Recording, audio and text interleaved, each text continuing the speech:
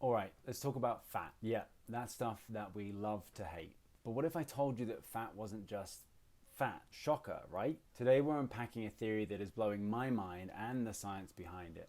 And it's not about willpower or overeating. This one's got science, chemicals, and your liver playing a lead role. So let's dive in. So here's the deal. Your body doesn't just store fat to annoy you or ruin your summer plans. Fat isn't about failure, it's about survival. And your fat, well, it's kind of your body's like toxic storage unit. Let me explain. Why does the body hold on to fat? And not just a little, but a lot. Like enough to make you wonder if your body secretly hates you. It turns out that your body isn't just an energy storage system, it's also a toxin storage system. Serious stuff in there. See, living in the modern world, we're just consistently bathing in some kind of chemical soup. We breathe it, we drink it, we eat it. And some of these chemicals, like persistent organic pollutants or POPs, don't leave our bodies easily. Instead, they're kind of like that annoying friend that just crashes on your couch forever. Your liver tries to kick them out, but when it's overwhelmed, it has a plan B. When the liver's detox capacity gets overwhelmed, toxins get rerouted to your fat cells. Why? Well, because when they're floating around your bloodstream, they're really dangerous, causing damage all over your body. And these toxins are typically what's called lipophilic, so they move around in fat cells, or they move around in globs of fat, and they can be stored in fat cells, which makes them kind of like less dangerous. It's like shoving all your junk into a closet when your friends come over and thinking, one day I'll deal with those, but right now they're causing a mess in my house. Out of sight, out of mind, until you open that door. Now here's where it gets wild. When you lose the body fat that those toxins are stored in, they don't just vanish. Nope, they get dumped right back into your bloodstream where they party like it's 1999.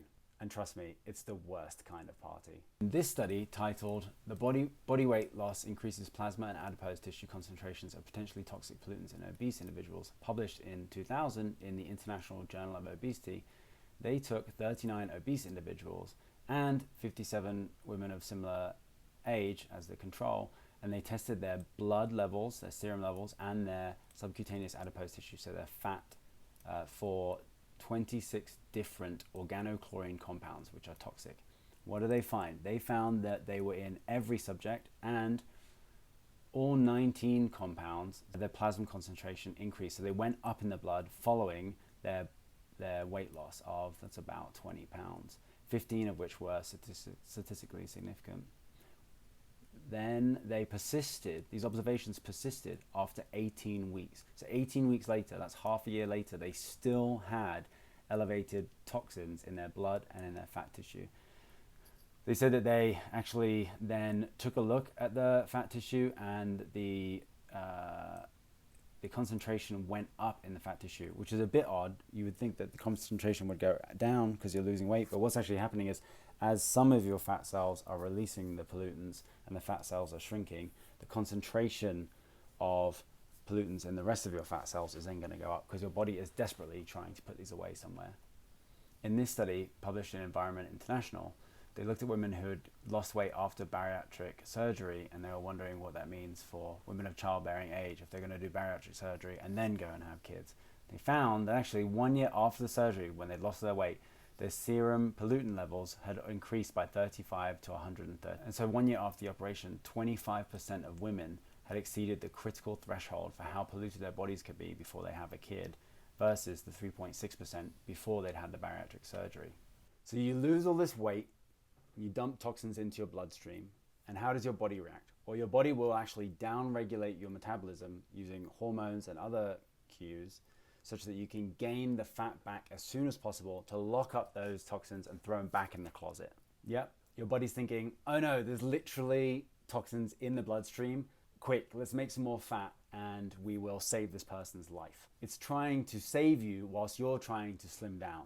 So let's get this straight. Overeating, just randomly overeating, doesn't happen on its own. Overeating doesn't just make you fat. Your hunger signals and your metabolic signals are the problem. And what drives those? The toxic load that you're dealing with. It's like your body is actually screaming to you, you need to eat, you need to accumulate fat, you need to protect us from these toxins. Okay, so you've identified that you think you have toxins in your bloodstream or that your body fat is toxic. Now, what can you do about it? Detoxing can take a lot of time, but it is possible. First, you have to stop eating things or consuming things that will clog up your liver or be adding to your toxic load. So we're talking about seed oils, alcohol, processed foods, heavy air pollution, basically modern life. Fun, eh? And no, those detox teas won't save you. The liver isn't some cliche Instagram ad. It's a hard-working organ that needs serious support. Think whole foods, lots of minerals like magnesium and zinc, molybdenum and selenium, and don't skimp on your B vitamin. Exercise also helps, but just not for burning calories, really for sweating out some of these toxins. Yep, sweating is basically your body's steam cleaning mode. So hit the gym, but don't do it for gains and don't do it for I'm gonna burn this many calories. Do it because you wanna get sweaty and detox. Genetics can complicate this whole picture. So when you look at some people and you go, but hold on, we live in the same environment, but why are they doing so much better than me? It's actually could be because of their good genetics. Genetics don't set your destiny, but for some people, they have wild mutations that make it almost impossible to detox the modern load that we live in our environment. When we're thinking about this toxic load and detoxing, we need to think about a leaky bucket. If you just keep pouring in toxins faster than your liver can handle them, the bucket will overflow and then the fat gain will happen, or the fat resistance will happen as well. If you fix the leaks, we want to do two things. We actually want to expand the leak at the bottom of the bucket, and we want to slow down the flow of water at the top. So I've got some good news and some bad news. Here's the good news. You are not destined to crave burgers forever. Detoxing your body can help silence those food cravings and the food noise and keep off your weight for good. The bad news is it's not going to happen overnight. It is no quick fix. You need time, consistency, and probably some experimenting to figure out what works for you. But really, you shouldn't need to obsess too much about calorie counting or doing hours and hours of cardio to get it done. If you need help figuring that out, that's actually where Patchwork comes in, which is a company that I've co-founded. You can find us at patchworkfood.com. We will help you run all the experiments you need to sort out your metabolism, get your energy back, and ultimately, that leads to a bunch of weight loss. If you want to do it on your own, where do you start? Okay, you have to think about your toxin exposure. Have you been around many pollutants? Do you smoke? Have you been around smoke? Do you eat a lot of bad food? Start there. If you want to dig deeper, you should check into your DNA. You should look at your blood work and even understand how your microbiome is doing. There are answers. You just need to know where to look. And that's it. Your fat isn't the villain. It is probably trying to save your life. Treat your liver a bit better, lower your toxin load, and your body will thank you.